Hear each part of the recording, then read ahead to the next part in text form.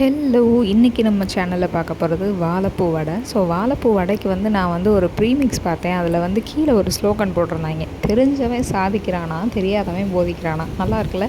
But நீங்கள் வாழைப்பூ வடையை வீட்டிலே செய்யுங்க.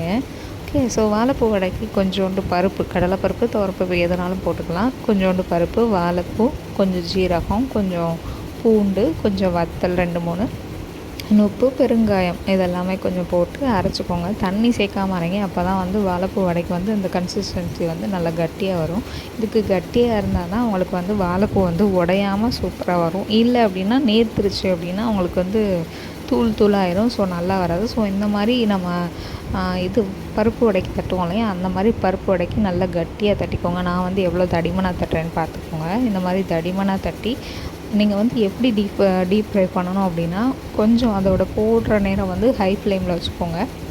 ஆனால் இந்த பபிள்ஸ்லாம் கொஞ்சம் நிறையா வர்றப்போ ஸ்லோவாக ஆக்கிட்டு அதை இன்னும் நல்லா டீப் ஃப்ரை பண்ணிங்கன்னா மட்டும்தான் அதோட ஃபுல்லாக இதாகும், வேகும். ஸோ உங்களுக்கு நல்லாயிருக்கும், கிறிஸ்பியாகவும் இருக்கும். உங்களுக்கு சப்போஸ் நீர்த்துருச்சு அப்படின்னா நீங்கள் அரிசி மாவும் கலந்து போட்டுக்கோங்க. ஸோ இந்த மாதிரி தான் வாழைப்பூ வடை எனக்கு வந்துச்சு. இது குழந்தைங்க, பெரியவங்க எல்லாருக்குமே, சுகர் பேஷண்ட்டுக்கு எல்லாருக்குமே ஹெல்த்தியான ஒன்று. ஃபைபர் கண்டென்ட் அதிகமாக இருக்கிறது மலச்சிக்கலுக்கு ரொம்ப யூஸ்ஃபுல்லாக இருக்கும்.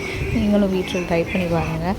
தேங்க்ஸ் ஃபார் வாட்சிங். டீ டயத்துக்கு சூப்பரான ஸ்நாக்னால் வாழைப்பூ வடை தான். Thank you. Subscribe and like more.